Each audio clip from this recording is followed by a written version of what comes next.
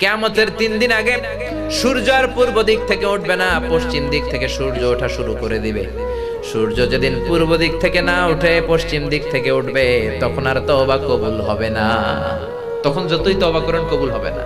সূর্য যেদিন পশ্চিম দিক থেকে উঠবে, কোরআন খুলে দেখবেন কোরআনগুলো blank pages, completely white pages, সাদা পেজ হয়ে গেছে। কোরআনে কোনো আয়াত নাই, কোরআন মুখস্থ থাকবে, সিনার মধ্যে একটা আয়াতও আছে এরকম একটা লোকও থাকবে না, কোনো আলেমও থাকবে না। সব আলেম ওলামা মুমিন বান্দাদের বাম বগলের এইখানে একটা ফোড়া হবে, ওই ফোড়ার ব্যথায় সব মুমিনরা মরে লাশ হয়ে যাবে, শুধু কাফের মুশরিকদের উপর কিয়ামত প্রতিষ্ঠিত হবে। চিল্লায় কোন ঠিক কিনা? তার মানে কিয়ামতের আগ দিয়ে পশ্চিম দিক থেকে সূর্য উঠলে তওবার দরজা বন্ধ। 2 নাম্বার বাদাল গরগরা, মালাকুল মাউত যখন মানুষের রূহ ধরে টান দেয়, রূহ বের হতে বান্দার কষ্ট হয়, মুখ দিয়ে গরগর গরগর শব্দ হয়। ওই গরগরানি শব্দের পরে মানে মালাকুল মাউতকে দেখে ফেলার পরে তওবা করলে কবুল হবে।